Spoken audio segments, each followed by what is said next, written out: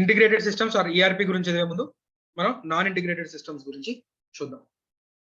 So ఒక organisation లో different departments, human resource department, accounting department, marketing department, production department, purchase department, logistics, quality control, ఇవన్నీ ఒకప్పుడు manual గానే ఉండేవి departments. ఈ మాన్యువల్ డిపార్ట్మెంట్స్ ఏం చేయలేదు. నేను చెప్పాను, ఒక మార్కెటింగ్ పర్సన్ ఉన్నాడు. మార్కెటింగ్ పర్సన్ దేశం మొత్తం తిరుగుతున్నాడు, లేకపోతే వాడి కింద ఒక 20 మంది 30 మంది ఉన్నారు, దేశం మొత్తం తిరుగుతున్నారు, ఆర్డర్స్ తీసుకున్నారు. ఒకప్పుడు టెలిఫోన్స్, ఫ్యాక్స్. సో కాబట్టి వాడు ఏ రోజు తిరిగి ఎక్కడెక్కడ తిరిగాడో దానికి సంబంధించిన ఆర్డర్ డేటా మొత్తాన్ని ఫ్యాక్స్ చేసేవాడు ఒక ఫార్మాట్ లో. వాళ్ళకంటే ఒక ఫార్మాట్స్ ఉంటాయి, ఆ ఫార్మాట్స్ ని ఏం చేస్తారన్నా సెంట్రల్ ఆఫీస్ కి ఫ్యాక్స్ చేసేసేవాడు.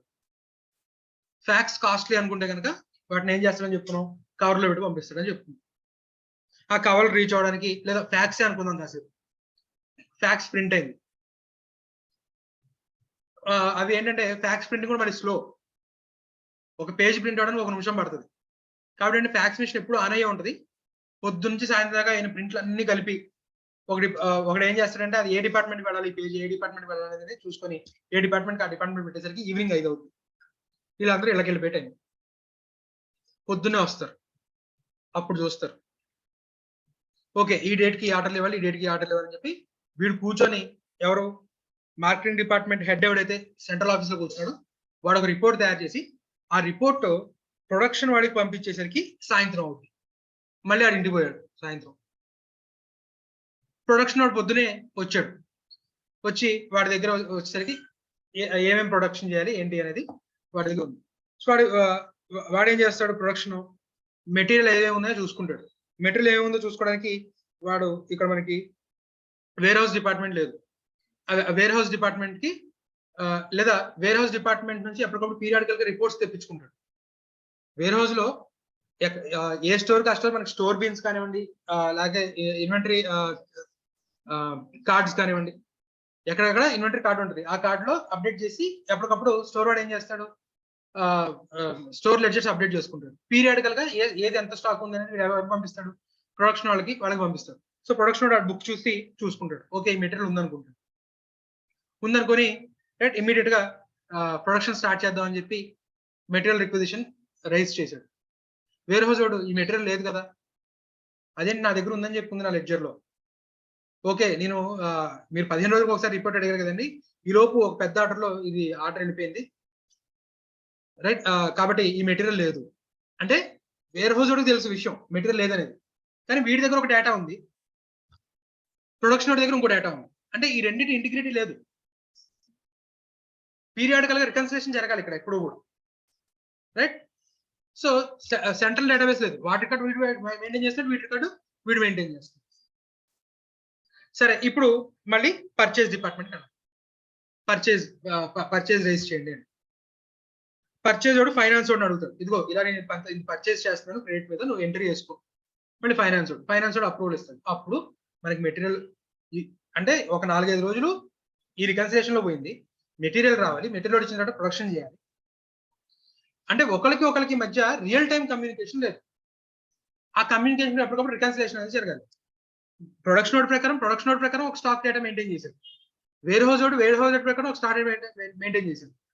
ఇవన్నీ చూసుకొని ఆడిటర్ వచ్చి స్టాక్ ఆడిట్ చేస్తే ఫైనాన్షియల్ అకౌంటింగ్ అంటే అకౌంటెంట్ దగ్గర ఏదైతే స్టాక్ ఏదైతే ఉందో ఆ స్టాక్ కి వేర్ హౌస్ లో ఉన్న స్టాక్ కి మళ్ళీ డిఫరెన్స్ వచ్చింది రైట్. దానికి మళ్ళీ రికన్సిలేషన్ చేసుకోవాలి రైట్. సో అంటే డేటా అనేది సెంట్రలైజ్డ్ గా ఉండేది కాదు, ఇవన్నీ మాన్యువల్ గా జరిగేవి. సరే తర్వాత నెమ్మదిగా ఏం చేసామంటే ఏ డిపార్ట్మెంట్ వాడికి ఆ డిపార్ట్మెంట్ కి ఒక సిస్టమ్ ఇచ్చేసి, సిస్టమ్స్ అన్నిటికీ డిపార్ట్మెంట్ లో ల్యాన్ వేర్ ద్వారా కనెక్ట్ అవ్వాలా, ఎవడికి వాడు ముందైతే సిస్టమ్ లో ఎంట్రీ చేసుకుంటాడు. ఒకప్పుడైతే మాన్యువల్ గా రాయాల్సి వచ్చేది, ఇవాళ రోజు సిస్టమ్ లో అయితే ఏం చేసాం, డ్రాప్ డౌన్ లిస్ట్ ద్వారా హ్యాపీగా అయితే ముందైతే రికార్డ్స్ మెయింటైన్ అవుతున్నాయి. ఏ రోజు ఆ రోజు ఫ్లాపీ డిస్క్ తీసి అకౌంటెంట్ డిపార్ట్మెంట్ కి ఒక ఫ్లాపీ డిస్క్, ప్రొడక్షన్ డిపార్ట్మెంట్ కి ఒక ఫ్లాపీ డిస్క్ చేస్తాం. మళ్ళీ ఏ డిపార్ట్మెంట్ ఆ డిపార్ట్మెంట్ కి సెపరేట్ సాఫ్ట్వేర్స్ ఉంది. ఇన్వెంటరీ మేనేజ్మెంట్ కి ఒక సాఫ్ట్వేర్ దొరుకుతుంది మార్కెట్ లో, ఆ సాఫ్ట్వేర్ కొనుక్కొచ్చి ఇన్వెంటరీ మేనేజ్మెంట్ వాడికి ఇచ్చాం. ప్రొడక్షన్ మేనేజ్మెంట్ కి ఒక సాఫ్ట్వేర్ దొరుకుతుంది, దానికి ఒక సాఫ్ట్వేర్ ఇచ్చాం. అకౌంటింగ్ కి టాలీ దొరుకుతుంది, టాలీ తీసుకొచ్చుకున్నాం. సో ఇప్పుడు టాలీలో అక్కడ ఏ స్టాక్ ఉంది అనేది డైరెక్ట్ గా ఆ సాఫ్ట్వేర్ నుంచి వచ్చే రిపోర్ట్ యాజ్ గా టాలీలో అప్లోడ్ చేస్తే అవ్వదు. లేదా ఇప్పుడు ఏం చేయాలి, టైప్ చేయాలి. అక్కడ నుంచి వచ్చిన రిపోర్ట్ ఏదైతే ఉందో దాన్ని తీసుకొని టైప్ చేయాలి. లేదా ఇన్వెంటరీ మేనేజ్మెంట్ సాఫ్ట్వేర్ ఎవరైతే ఉన్నాడో వాడిని అడగాలి మనం. డైరెక్ట్ గా నాకు టాలీలోకి డేటా వెళ్ళిపోయేలాగా నువ్వు నాకు ఒక మాడ్యూల్ కనుక ఇస్తే, లేదా టాలీ వాడిని అడుగుతాం, నేను ప్రజెంట్ ఈ సాఫ్ట్వేర్ వాడుతున్నాను, ఆ సాఫ్ట్వేర్ నుంచి టైపింగ్ చేయాల్సిన అవసరం లేకుండా డేటా ఇందులోకి వచ్చేసేలాగా. అంటే సరే మీకు ఒక ఎక్సెల్ షీట్ ఫార్మాట్ ఇస్తుంది, ఈ ఎక్సెల్ షీట్ ఫార్మాట్ లోకి డేటా ఇంపోర్ట్ చేయాలని చూడండి. అంటే ఇప్పుడు ఇంపోర్ట్ చేస్తాం, ఇంపోర్ట్ చేసినప్పుడు మళ్ళీ ఫార్మాటింగ్ ఏదో తేడా ఉంటుంది, ఆ ఫార్మాట్స్ అన్ని చేంజ్ చేసుకొని దాన్ని మళ్ళీ ఎందులో అప్లోడ్ చేయాలి, టాలీలో అప్లోడ్ చేయాలి. మళ్ళీ ప్రొడక్షన్ మేనేజ్మెంట్ సాఫ్ట్వేర్ సెపరేట్ గా ఉంది. ప్రొడక్షన్ మేనేజ్మెంట్ సాఫ్ట్వేర్ లో మళ్ళీ ఈ ఫార్మాట్ ఉంది, మళ్ళీ ఇంకో ఫార్మాట్.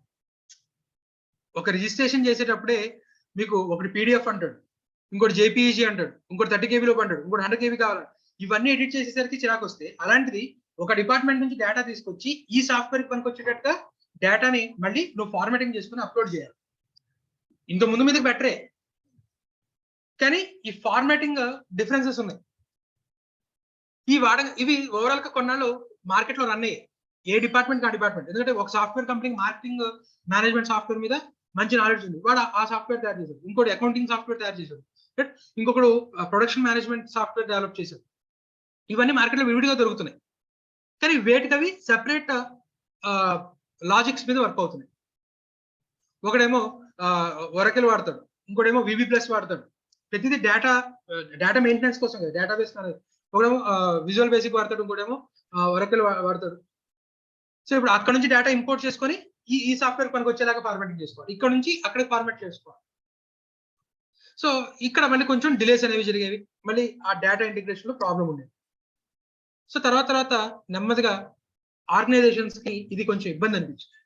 అసలు అన్నిటికీ ఒకే సాఫ్ట్వేర్ ఉండి ఒకే డేటాబేస్ వాడితే హ్యాపీ కదా, అసలు ఈ డేటాబేస్ తో అసలు ప్రాబ్లమే ఉండదు కదా మనకి. సో కాబట్టి అన్ని డిపార్ట్మెంట్స్ కూడా ఒకే సాఫ్ట్వేర్ యూజ్ చేసేలాగా నాకు ఒక సాఫ్ట్వేర్ కావాలి అన్న రిక్వైర్మెంట్ పెరిగింది. అప్పుడు డెవలప్ చేయబడింది ఈఆర్పి, ఎంటర్ప్రైజ్ రిసోర్స్ ప్లాన్. ఒక ఎంటర్ప్రైజ్ లో ఉన్నటువంటి అన్ని రిసోర్సెస్ ని సెంట్రలైజ్డ్ గా ప్లాన్ చేస్తూ మొత్తం అంత డేటాని ఒకే సెంట్రలైజ్డ్ డేటాబేస్ లో మెయింటైన్ చేస్తూ ఆ డేటాబేస్ ని అందరూ వాడుకుంటారు. ఒకప్పుడేంటి ఎవరి డేటాబేస్ వాడికి సెపరేట్ గా ఉండేది, అంటే ఏ డిపార్ట్మెంట్ ఆ డిపార్ట్మెంట్ ఒక సర్వర్ మెయింటైన్ చేయాల్సి వచ్చేది. అటు ఇన్ఫ్రాస్ట్రక్చర్ కాస్ట్ పెరిగిపోయింది, ఏ డిపార్ట్మెంట్ ఆ డిపార్ట్మెంట్ సెపరేట్ సాఫ్ట్వేర్, మళ్ళీ ఆ సాఫ్ట్వేర్స్ మధ్య ఇంటర్నల్ గా వాళ్ళు ఆ సాఫ్ట్వేర్స్ డైరెక్ట్ గా ఇంటరాక్ట్ చేసుకో, వాటి మధ్య మళ్ళీ డేటా అటు ఇటు తీసుకోవడానికి మళ్ళీ చాలా తతంగా ఇంత ఉండేది. ఒక కామన్ ప్లాట్ఫామ్ డెవలప్ చేస్తే ఎలా ఉంటుంది అనేది మనకి ఈఆర్పి. మాడ్యూల్ బేస్డ్, ఒకడే తయారు చేస్తాడు. ఒక్కొక్క మాడ్యూల్, నీకు ఏ మాడ్యూల్ కావాలి, మార్కెటింగ్ మాడ్యూల్ కావాలా ఉంది తీసుకో, సేల్స్ మాడ్యూల్, ప్రొడక్షన్ మాడ్యూల్, అలా ఒక్కొక్క మాడ్యూల్ ని ఒకే ఇన్ఫ్రాస్ట్రక్చర్ మీద ఒకే సాఫ్ట్వేర్ ని మనం ఇంటిగ్రేట్ చేసుకుంటూ వెళ్ళిపోతాం.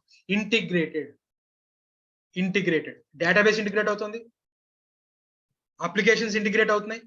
ఒకప్పుడు అకౌంటింగ్ కి టాలీ, మార్కెటింగ్ ఇంకో సాఫ్ట్వేర్, లేదా బిల్లింగ్ కి ఒక సాఫ్ట్వేర్, ఆ బిల్లు ప్రింట్ అవ్వడానికి ఇంకో సాఫ్ట్వేర్. టాలీ నుంచి ఒకప్పుడు డైరెక్ట్ ప్రింట్ వెళ్ళేది కాదు, లేదా టాలీ నుంచి ఏదైనా బిల్ ప్రింట్ చేసినా అది ఫార్మాట్ సరిగ్గా ఉండేది కాదు, మళ్ళీ దానికోసంగా సెపరేట్ ఒక బిల్లింగ్ సాఫ్ట్వేర్ వాడేవాడు.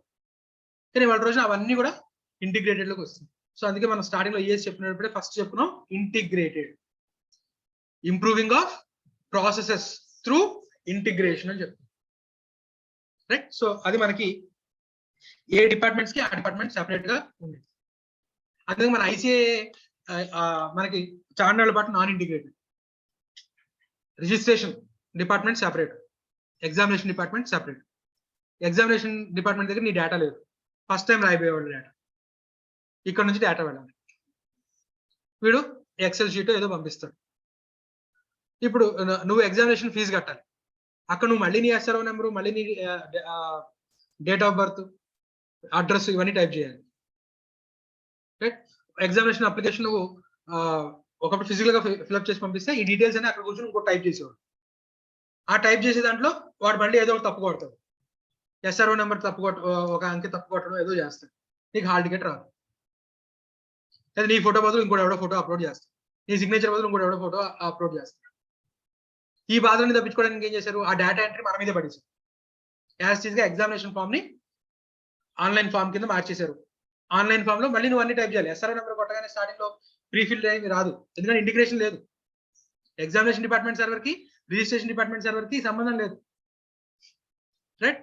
సో ఇప్పుడు ఇంటిగ్రేషన్ జరిగింది, ఎస్ఆర్ఓ నెంబర్ కొట్టావు, ఆటోమేటిక్ ఏమవుతుంది, ఇంటిగ్రేట్ అవుతుంది. ఒకప్పుడు నీకు ఏ పేపర్ లో ఎగ్జామ్షన్ వచ్చింది అక్కడ రాయాల్సి వచ్చింది, కానీ వాళ్ళ రోజున ఏ పేపర్ లో ఎగ్జామ్షన్ ఉంది ఆటోమేటిక్ గా లాస్ట్ ఎగ్జామినేషన్ సంబంధించిన details with hall ticket numbers integration జరిగింది. ఇంతకుముందు ఏ అటెంప్ట్ డేటాబేస్ మెయింటైన్ చేసేవాడు. మరి నువ్వు నాకు ఈ పేపర్ లో ఎగ్జామ్షన్ ఉంది అంటే వాడు రికన్సిల్ చేసుకుని ఎగ్జామ్షన్ ఇస్తాడు, అంతే తప్ప నువ్వు అక్కడ ఎగ్జామ్షన్ ఉంది కదా అని రాసేవావు కదా, నీకు ఎగ్జామ్షన్ ఇచ్చాడు. రికన్సిలేషన్ మాన్యువల్ గా జరిగేది. ఇవాళ రోజున last examination department the data integrate అయిపోయింది కదా, సో ఆటోమేటిక్ ఈ రికన్సిలేషన్ అవసరం లేదు. ఎగ్జామ్షన్ ఏమైనా ఉంటే సిస్టమ్ ఆటోమేటిక్ గా లోడ్ చేసేస్తుంది, రైట్. సో ఆ విధంగా నెమ్మదిగా ఇంటిగ్రేషన్ జరుగుతుంది. ఇంకా చాలా ఇంటిగ్రేషన్ జరగాలి. ఏది మెటీరియల్ డిస్పాచ్ కి సంబంధించి ఇంటిగ్రేషన్, నువ్వు మళ్ళీ ఎస్ఆర్ఓ నెంబర్ అక్కడ టైప్ చేయాలి, అడ్రస్ టైప్ చేసుకోవాలి, ఇంకా అక్కడికి ఇంకా చాలా ఇంటిగ్రేషన్స్ అయితే జరగాలి, ఇంకా పూర్తిగా జరగాలి. ఐసిఎస్ఐ 12 సంవత్సరాల కిందటే ఇంటిగ్రేట్ అయిపోయింది, అన్నిటికీ ఒకే పోర్టల్ 12 సంవత్సరాల కిందట.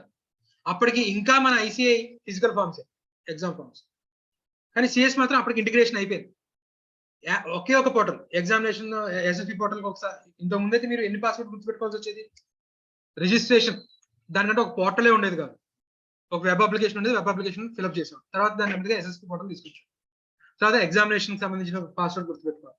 తర్వాత ఐటీటీ ఓరియంటేషన్ సంబంధించి సెపరేట్ ప్లాట్ఫామ్ ఉంది, దానికి ఒక యూజర్ ఐడి పాస్వర్డ్, రైట్. తర్వాత మనకి ఒకవేళ ఐసీఐతో మనకి ఏదైనా డిస్ప్యూట్ కనుక ఏదైనా ప్రాబ్లమ్ రిజాల్వ్ అవ్వాలంటే ఈ సహాయత ఒక పోర్టల్ ఉంది, దాని పోర్టల్ నెంబర్ గుర్తుపెట్టుకోవాలి, పోర్టల్ యూజర్ ఐడి పాస్వర్డ్ గుర్తుపెట్టుకోవాలి. ఇన్ని సెపరేట్ ఉండేది. ఇప్పుడు ఏమైంది, వాటి అన్నింటినీ సింగిల్ ప్లాట్ఫామ్ తీసుకొచ్చి సింగిల్ సైన్ ఆన్, ఎస్ఎస్ఓ అంటాం. ఎస్ఎస్ఓ గురించి మనం చదువుతాం.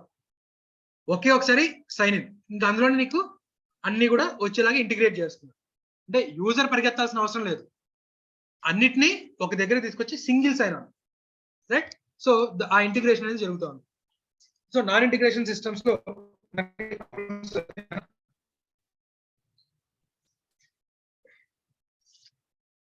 సో ఇప్పుడు ఇక్కడ ఇంటిగ్రేటెడ్ సిస్టమ్స్ లో ఏదైతే ఈ డేటా ఏదైతే ఉందో ఇదంతా మనం ఇప్పుడు చెప్పుకుంది. ఒక్కొక్క మాడ్యూల్ సెపరేట్ సాఫ్ట్వేర్స్ వాడే బదులు ఏం చేస్తున్నాము, అన్నిటినీ ఒకటే డెవలప్ చేసి ఒకే ప్లాట్ఫామ్ మీద ఏం చేస్తున్నాడు, ఇంటిగ్రేట్ చేసేస్తున్నాడు. సో దట్ మనకి అంటే ఇప్పుడు సే ఫర్ ఎగ్జాంపుల్ నీ ఫోనే తీసుకోండి, నువ్వు ఒక్కొక్క పర్పస్ కి ఒక్కొక్క యాప్ ఇన్స్టాల్ చేసుకుంటూ వచ్చావు. లైక్ చాటింగ్ కి వాట్సాప్, మనకి పేమెంట్స్ చేయడం కోసంగా యూపీఐ సెపరేట్ గా ఒకటి, రైట్. ఇలాగా దేనికది మనం షాపింగ్ కి అమెజాన్, ఇలాగా రకరకాలుగా యాప్స్ డౌన్లోడ్ చేసుకున్నాం. కానీ వాట్సాప్ లో ఒక ఇంటిగ్రేషన్ తీసుకొచ్చింది, ఏం తీసుకొచ్చాడు, వాట్సాప్ పేమెంట్స్ తీసుకొచ్చేసి. అంటే నువ్వు ఎవరితో అయితే చాట్ చేస్తున్నావు, ఒకప్పుడు నెగోసియేషన్ జరిగేది, ప్రొడక్ట్ ఎంత, అమెజాన్ లో నీ ప్రొడక్ట్ చూశాను, ఇప్పుడు ఈ ప్రొడక్ట్ ఎంత అనేది నువ్వు వాట్సాప్ లో చాటింగ్ చేసేవాడు, వాడు ఒక అమౌంట్ చెప్పేవాడు, ఆ అమౌంట్ మళ్ళీ నువ్వు యూపీఐలో పే చేయాలి, ఆ స్క్రీన్ షాట్ తీసుకొచ్చి వాట్సాప్. ఇవాళ రోజున నువ్వు వాట్సాప్ లోనే డైరెక్ట్ గా ఏం చేసేయచ్చు, పేమెంట్ చేసేయచ్చు, చాటింగ్ లోనే పేమెంట్ అయిపోతుంది. ఇప్పుడు నెమ్మదిగా నువ్వు షాపింగ్ ఇంతకు ముందు వెబ్సైట్ లో చేసేవాడు, పర్టికులర్ పర్టికులర్ సెలర్ యొక్క వెబ్సైట్ సెపరేట్ గా ఉండేది, ఆ వెబ్సైట్ సంబంధించిన ఆ ప్రొడక్ట్ కోడ్ చెప్తే వాడిని ప్రైస్ నెగోసియేషన్ జరిగింది. కానీ వాళ్ళ రోజున ఆ వెబ్సైట్ లోనే వాట్సాప్ బిజినెస్ కనుక ఉంటే కనుక వాట్సాప్ బిజినెస్ ప్రొడక్ట్స్ నువ్వు అక్కడే డిస్ప్లే చేసేస్తావు. సో ఆ పర్టికులర్ ప్రొడక్ట్ మీద క్లిక్ చేస్తావు, నీకు నచ్చింది బై చేస్తావు, అక్కడే యూపీఐ పేమెంట్స్ ద్వారా చేసేస్తావు. అంటే అంత వాట్సాప్ లో నీకు ఏమైపోతుంది, ఇంటిగ్రేట్ అయిపోయి షాపింగ్ కానివ్వండి, పేమెంట్ కానివ్వండి, నెగోసియేషన్ కానివ్వండి, అంతా మనకి వాట్సాప్ లోనే అయిపోయింది. సో అంటే ఆ విధంగా ఒకే యాప్ అన్ని పనులు చేస్తుంది. ఒకప్పుడు యూపీఐ చేయాలంటే డబ్బులు పే చేయడానికి మాత్రమే యూపీఐ పనికి వచ్చేది. ఇవాళ రోజు నా యూపీఐ అంటే నువ్వు ఫోన్ బిల్స్ పే చేసుకోవచ్చు, మొబైల్ మూవీ టికెట్స్ బుక్ చేసుకోవచ్చు, ట్రైన్ టికెట్స్ బుక్ చేసుకోవచ్చు. సో అన్నిటిని ఏం చేస్తున్నారు వాళ్ళు, ఇంటిగ్రేట్ చేసుకుంటూ వస్తున్నారు. సో ఒకే సాఫ్ట్వేర్ లో నీకు అన్ని పనులు జరిగిపోతున్నాయి ఉన్నదానికి, ఒక్కొక్క దానికి ఒక్కొక్క సాఫ్ట్వేర్ వాడేదానికి డిఫరెన్స్ ఉంటుంది కదా. సో అలాగా ఈఆర్పీ అనేది నథింగ్ బట్ అన్ని మాడ్యూల్స్ ని ఇంటిగ్రేట్ చేసి తీసుకోవాలి. సో ఆ థియరీ ఒకసారి చదవండి, మీకు అర్థమవుతుంది. సో ఇది ఎగ్జామినేషన్ పాయింట్ ఆఫ్ వ్యూ అయితే ఇప్పటిదాకా మనం చెప్పుకుంది పెద్ద ఇంపార్టెంట్ కాదు, కానీ ఇది తెలియకపోతే నీకు ఈఆర్పీ గొప్పతనం తెలియదు. ఈఆర్పీ అసలు ఎందుకు చదువుతున్నామో, అదంతా అసలు మనం ఎందుకు చదవాలో అని ఏడుస్తూ చదువుతాం. సో అసలు ఒక ఈఆర్పీ అనేది ఎందుకు డెవలప్ చేయాల్సి వచ్చింది అనేది ఈ బ్యాక్గ్రౌండ్ తెలిస్తే ఇప్పుడు మనం ఈఆర్పీ గురించి ఇంట్రెస్టింగ్ గా చదవడానికి వీలవుతుంది కాబట్టి. అండ్ అలాగే ఈ కష్టాలు తెలిస్తేనే ఈఆర్పిలో ఆ బెనిఫిట్ ఏంటి అనేది నీకు అర్థమవుతుంది. లేదా బెనిఫిట్ యాసిడ్ గా సైడ్ రేటింగ్ బట్టి పట్టాలి. కాబట్టి ఇది ఎగ్జామినేషన్ పాయింట్ ఆఫ్ వ్యూ అయితే ఇంపార్టెంట్ కాదు, కానీ దీని బేస్డ్ గానే మనకి అండర్స్టాండింగ్ అనేది ఉంది. సో ఇది చదవండి ఒకసారి ఓవరాల్ రీడింగ్ ఇవ్వండి, మనం బెనిఫిట్స్ చూద్దాం.